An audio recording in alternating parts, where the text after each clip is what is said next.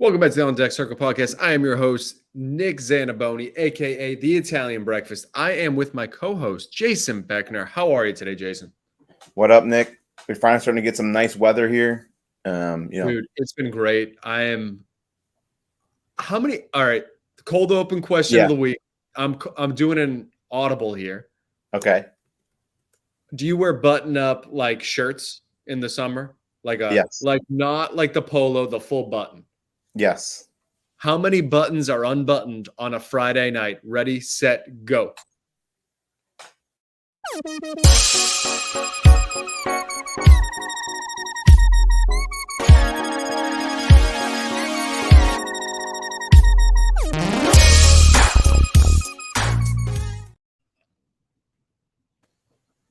We almost had a wardrobe malfunction there.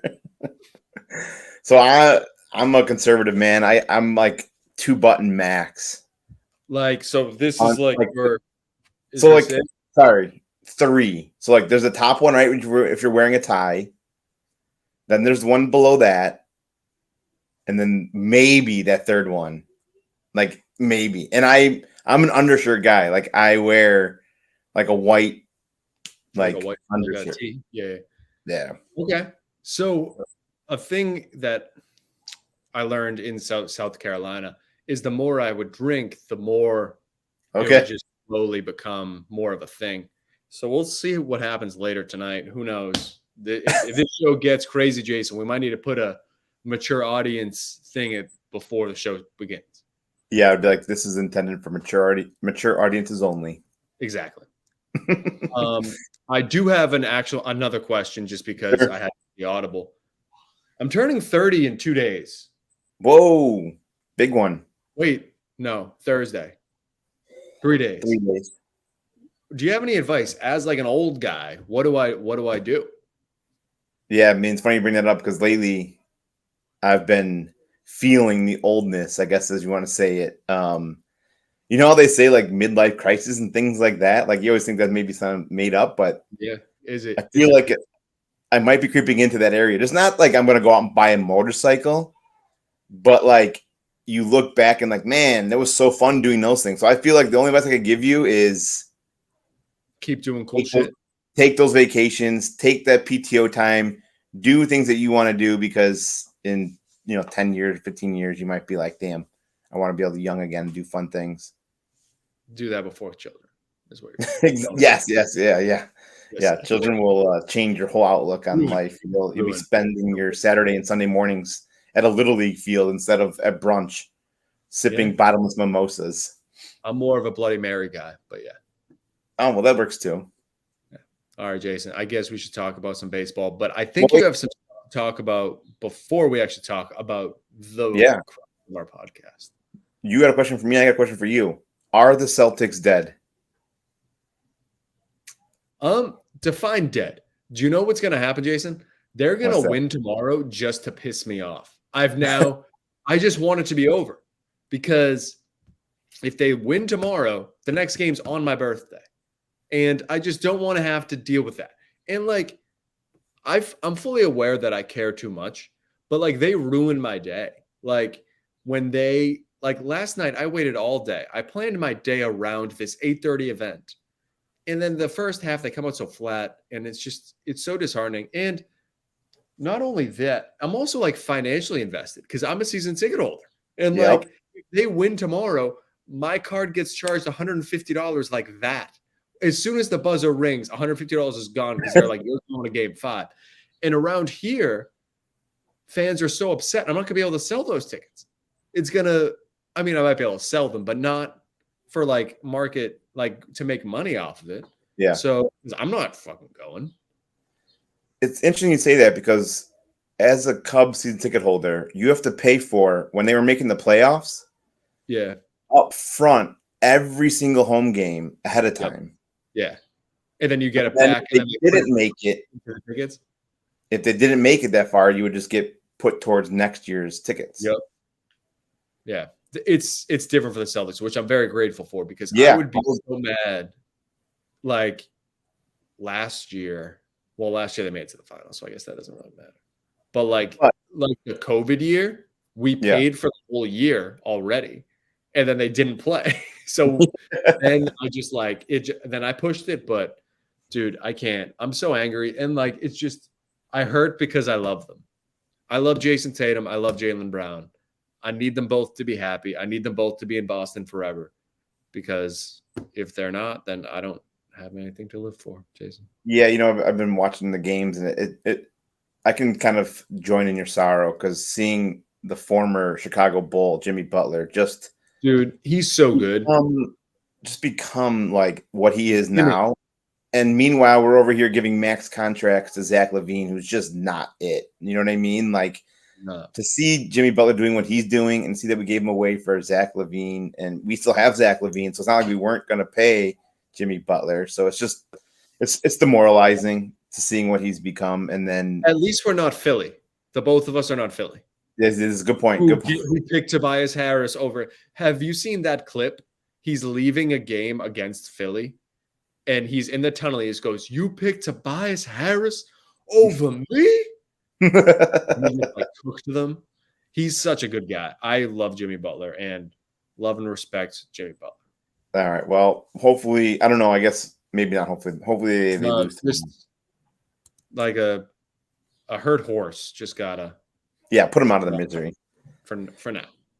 All right, Nick. Well, before we get started, do you want to get access to the most accurate fantasy baseball rankings according to Fantasy Pros? Yep. Well, then you need to head on over to fantasy6pack.net. Sign up to become a member there. You're going to get – so we had 3 rankers in the top 10 last year, including the number 1 overall in fantasy baseball rankings. You can get access to all those rankings, as well as some DFS content, betting projections, customized league advice via Discord. You can get all that when you sign up to become a member at fantasy6pack.net/plans. I highly suggest it. We have a great time on the Discord. People are coming in there getting custom advice given out. Hey, I want trade advice, lineup advice, drops, waivers, all that good stuff. Head on over there. We got Dynasty, we got Redraft, we got DFS, anything that you could want.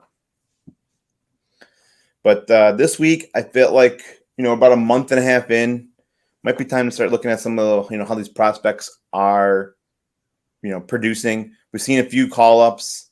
We've seen a few demotions. Yeah. So what I did was I went on to fantasy6pack.net, pulled up Mike's top 100 rankings. I felt like, we should maybe break it down into little chunks here. I'm not going through all 200 in one night. We don't have 4 hours, but we'll start with the top 10. And a lot of these, if you read in his rankings, stuff like that, these are fantasy, relevant rankings. They're not guys that may be, better, higher ranked because they're better baseball players or better defenses, stuff like that. So with that being said, he has currently, also I should call out, Mike updates these rankings regularly. Same with Dave, and then they, their dynasty rankings. So these are up to date currently within the last, I think, like 2 weeks, something like that. He has Elly Cruz of the Cincinnati Reds ranked number 1, which I concur with that slightly. So far, he's appeared in 27 games. He's slashing 281, 374, 588. He's got 23 runs scored, 7 home runs, 25 RBIs, 7 stolen bases. Got off to a little bit of a slow start, but he has been on fire in May, catapulting him to the number 1 spot. Do you agree that he should be the number 1 spot? And what is so hard with these things is I'm going to say no, just because it's so hard for me to separate minor league players to I'm like, well, Jordan Walker, who we will be talking about later. Yep. He's played in the big leagues. So that gives him an edge for me. And sure. I know Jordan Walker didn't do well, but still he was there. So rankings are so hard, especially with prospects, because over the guys we're going to go over, I think only 4 have played. No, 5 out of the 10. I guess that's half, but 5 out of the 10 have played in the big leagues already. So those guys, to me, always get a little bit of an edge.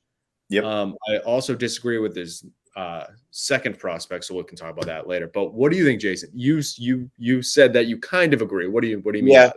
I don't want to spoil, the lead on some things coming up here, but I agree. I think some guys that are, proximity should always be a little bit of a factor in rankings.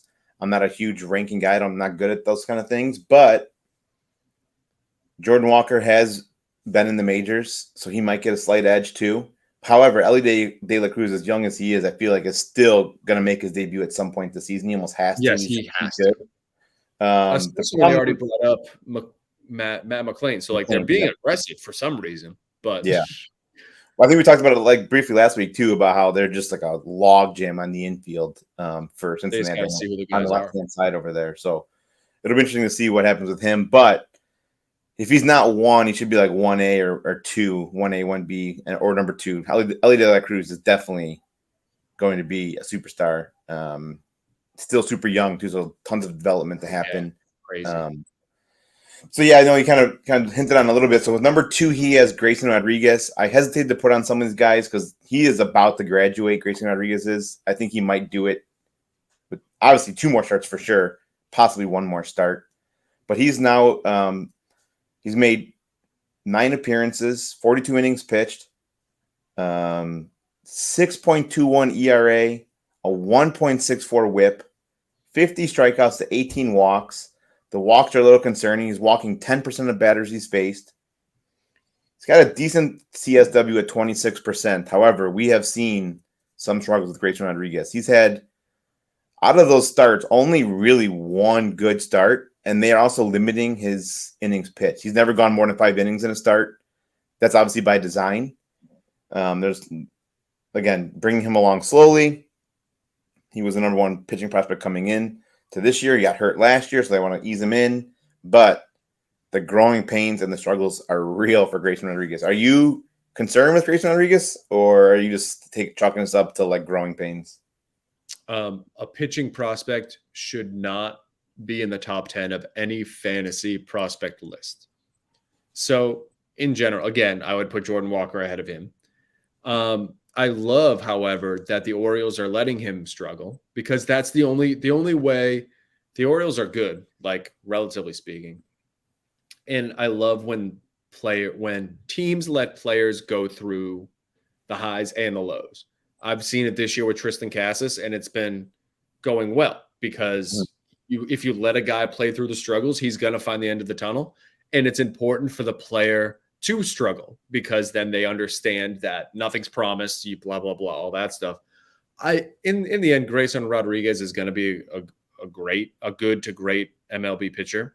I think expectations are always crazy high for pitchers, because the talent disparity is so different between the minor leagues and the big leagues. Yeah. So no, he was never going to put up those numbers as soon as he showed up. But I think the light is going to come soon for Grayson Rodriguez, and then it's just going to click, because that's what happens. Yeah, I mean, it's worth noting, too, his 1 good start was against the Detroit Tigers. So it's not like he had 1 good start against the Yankees or the Blue Jays or something. It was against the struggling Detroit Tigers team. He's also in the best division in baseball. Yes. Yeah, that doesn't help either. One of those teams has 20+ wins. Yeah. Yeah, it's definitely the toughest. It's not easy walking or easy strides for him. We're going to go to the next guy here. He has Jordan Walker as his number 3 prospect. He was since being sent down on April 26th. He's batting .217, OBP of .313, a slugging of only .337, 10 runs scored, 2 home runs, 8 RBIs, 3 stolen bases. So not only was he struggling at the major league level, he's now being sent down, and he's continuing the struggle at AAA.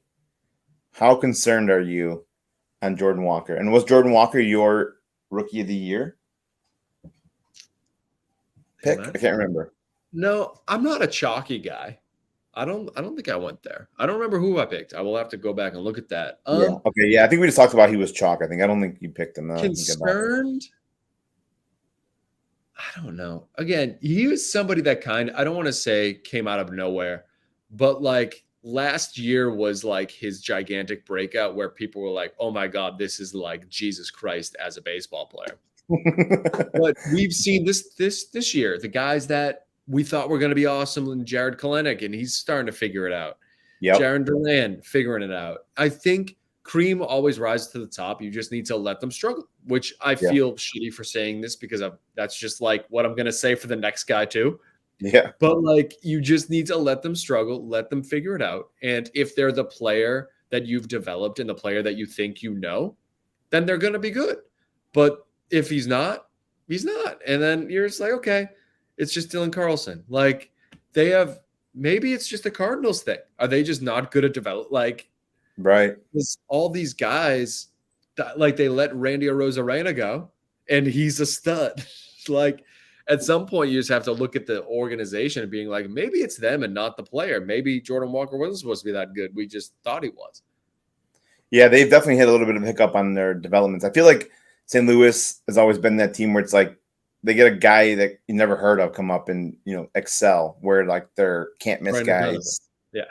Yeah, and things and Tommy Edman, like it's just guys that you don't think are going to be minor league pieces that like the scrappy, like Dustin Pedroia types. Yes, exactly. Yes, exactly. Yeah, all right, so the next guy he has ranked here is Fransisco Alvarez, catcher for the Mets. Again, he's on the verge of he should be probably graduating eventually here shortly too. He's been getting a lot of playing time for them. He's played in 28 games so far. He's slugging 238, 304, 464, 10 runs scored, 5 home runs, 11 RBIs, and obviously no stolen bases because the dude's built like a linebacker. However, he is now starting to kind of click. I feel like he's been, the first couple of weeks were a struggle for him when he came up. He is now kind of slowly starting to put the home run power and the shows to power that he has. I don't really know what else to say about him. I mean, he's just going to hit you home runs and play catcher. So, I mean, catcher's he's destroying the ball, Jason. Yeah. He's 92% exit velocity. And I don't know if this is actually true, so tell me if I'm wrong. I feel like he wasn't supposed to be a good catcher. Defensively? Yeah. Yeah, I thought for sure, and he still may transition to a DH, but right now the Mets have like 3 DHs. So, but framing, top 89 percentile. Like, he seems to be doing the little things right. And I think having a guy like Omar as their other catcher, I mean, he's hurt now, but having that consistent veteran presence of someone that's done the thing in the league is super important. And I think we're close to him figuring it out. And he's still 21, which is bananas. Yep.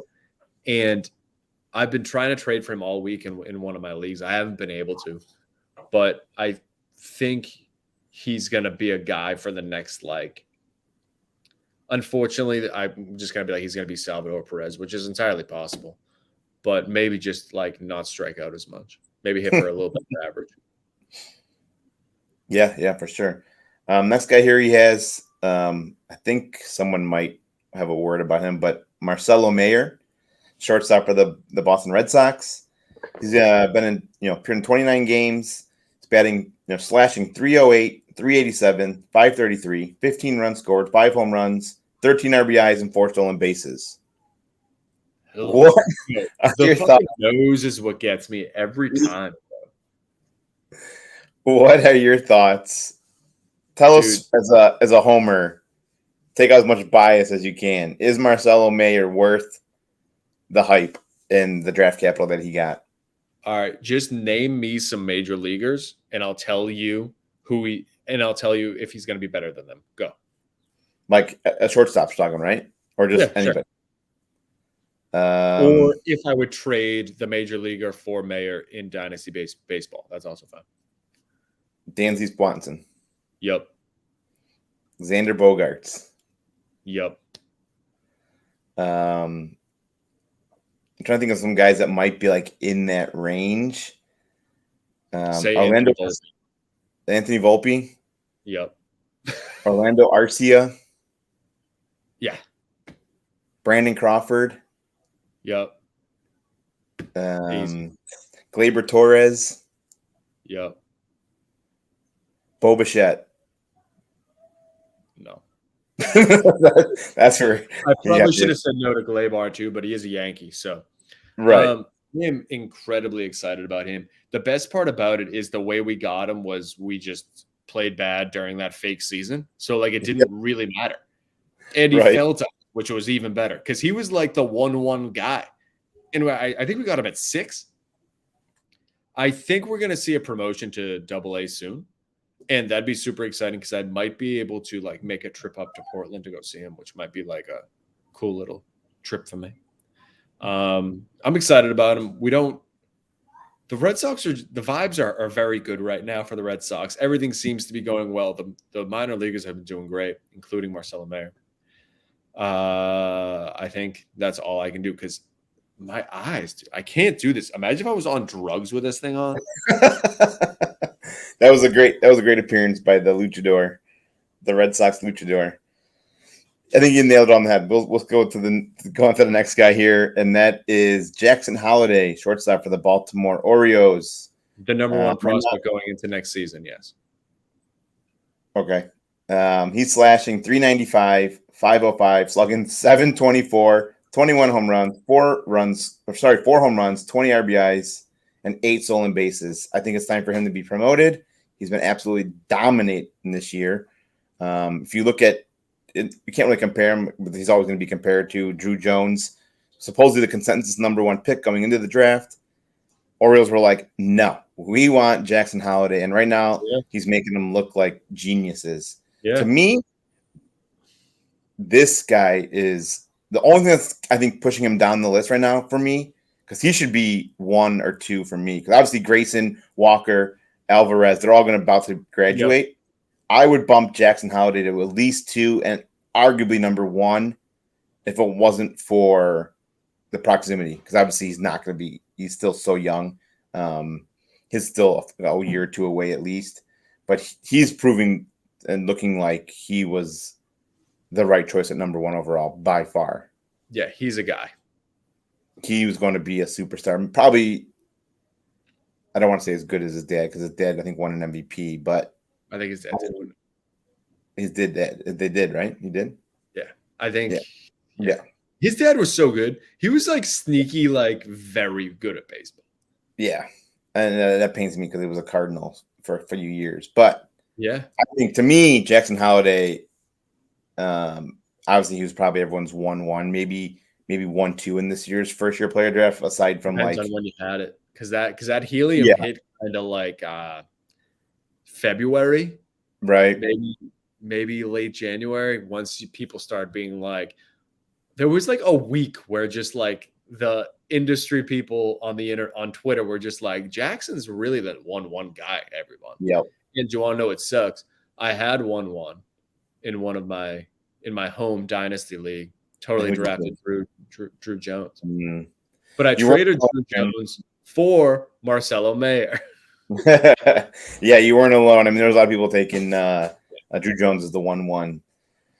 We'll go to the next guy here. Number 8 prospect, Jordan Lawlar, shortstop for Arizona Diamondbacks. Yep. He's slugging 162, 296. Slashing 162, 296, 342, 17 runs scored, 5 home runs, 16 RBIs, and 10 stolen bases. Bye. Yeah, some very concerning stats there. Obviously, the batting average is abysmal. The stolen bases are nice. The speed's nice. I was never a huge Lawlar guy. That class now, other than Mayer, I mean, because what was it? It was Mayer, Lawlar, and Watson, right? Yeah, Khalil Watson. I think there was one more. Who did the fucking Pirates pick? I'm gonna look that up. Hold on. Yeah, take a look it up. But that was like there was no consensus 1 overall for fantasy purposes. I guess right now I probably lean Mayer at this point because the other 2 guys, maybe 3 other guys, have not proven their worth either. Oh, fucking Henry Davis. That's what it was. Yeah, he was 1-1 for the Pirates. Yeah, Jack Leiter. Yep. Who's been disappointing. Colton Cowser has been good. I fucking love looking at drafts. I know. Especially baseball, because like we said last time, they're so subjective, right? So yeah, I mean, I don't know. Jordan Lawlar, book's still out on him. I wouldn't be selling him for, trying to buy him I'd buy him, but I wouldn't be overpaying for him until he can prove that he can hit for a higher average. Next guy here is Jackson Chourio, outfielder from Milwaukee Brewers. Now this dude is a dude. He could arguably be the number one prospect going into next year. Still young, so he's got some work to do, but he's slashing 252, 301, 391, 17 runs, 5 home runs, 23 RBIs, and 10 stolen bases. So getting a little bit of that power speed. Again, got us from another slow start. I feel like a lot of these guys, maybe it's the weather in some of these upper, the Northeast leagues and the Northwest leagues, because a lot of these guys have gotten into a slow start. But since the calendar's turned to May, a lot of these guys are starting to turn it around. I'm not concerned on Chourio. Like I said, he is a dude. He will be him or maybe one like Holliday or somebody will be the number one overall prospect next year because he's a dude. He, like I said, I wouldn't be concerned at all. I don't know what your thoughts on that, on him. I'm not very informed on him. Like just Brewers, it's just something I don't really look into. I know he's good just by reading things about him, but not someone that I've necessarily done full research on. Mm-hmm.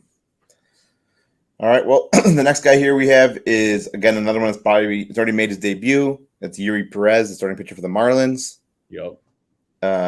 He's obviously a dude. He's made 2 appearances now, 9 innings, 2.79 ERA, 1.03 WHIP, 13 Ks, only 3 walks, and he's got a 30% CSW. We talked about him last week. Yeah.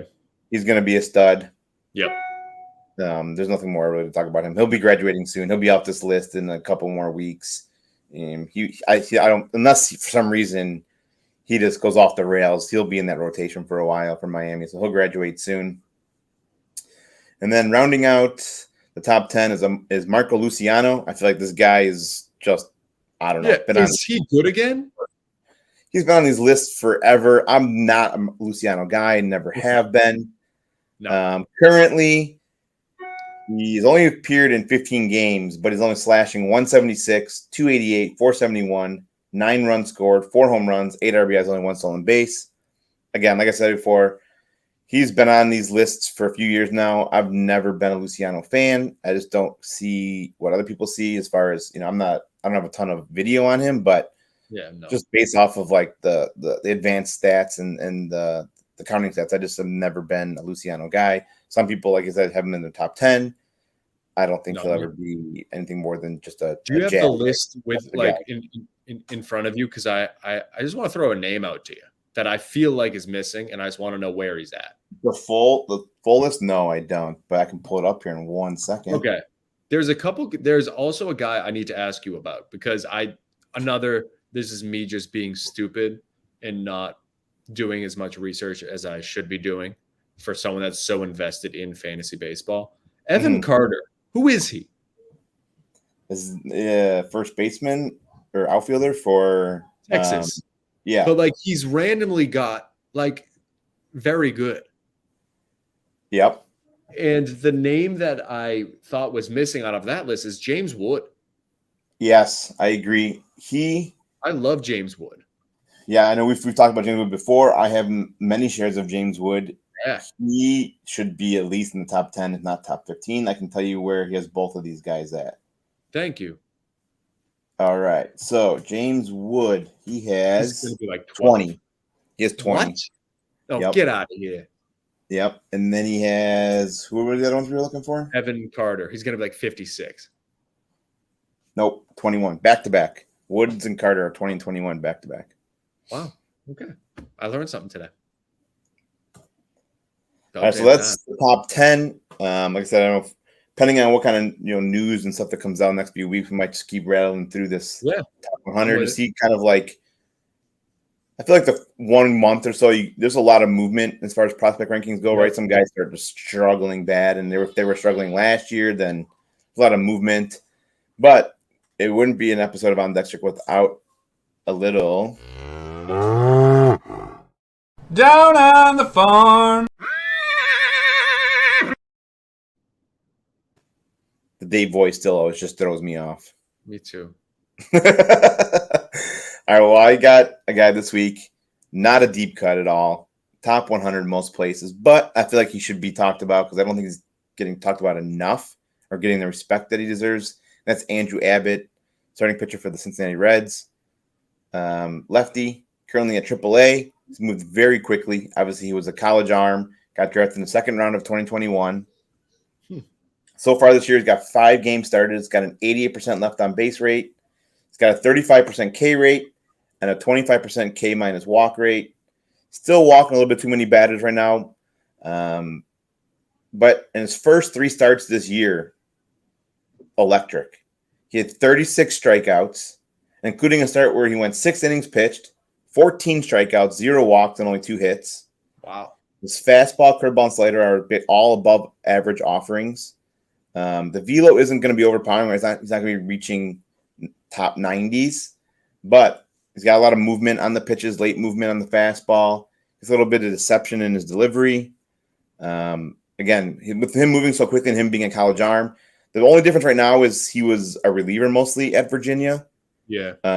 So I think the Reds have now obviously said we're going to make him a starter and see what he can do. So far, he's excelling. So if they can keep him on this track of being a starter and having success, I could see the way the pitching's been getting hurt. Yeah. Some point later this summer, maybe, if not next year for sure. What's that? He said you might get him for a spot start this year. Yeah, that's what I'm saying. Like, with the way the pitching is going, it's just been like injuries like crazy. And if he can continue to produce like he has been, again, I don't know. Again, this isn't some deep cut that nobody knows about. So the price tag might be a little high, but you can get him now while he's still in the minors. It'll be obviously less than when he gets to the majors. So I'm in on Andrew Abbott. I picked him up. What should I offer for him right now? Oh my god! I mean, for which just in life, just give me like a type of major league player. If I'm like a win now team, yep, I'd take like another. I'd sell him for like probably like one good starter and like a good reliever that's going to give me saves or holds. I could see doing that. Then I get my replacement, or maybe even two starters, like 2 middle of the pack starters. Okay. Let's see if it works. If I'm like the Abbott owner, yeah, and I'm like gonna win now. I'll take some veterans off your hand if you're gonna be building for the future.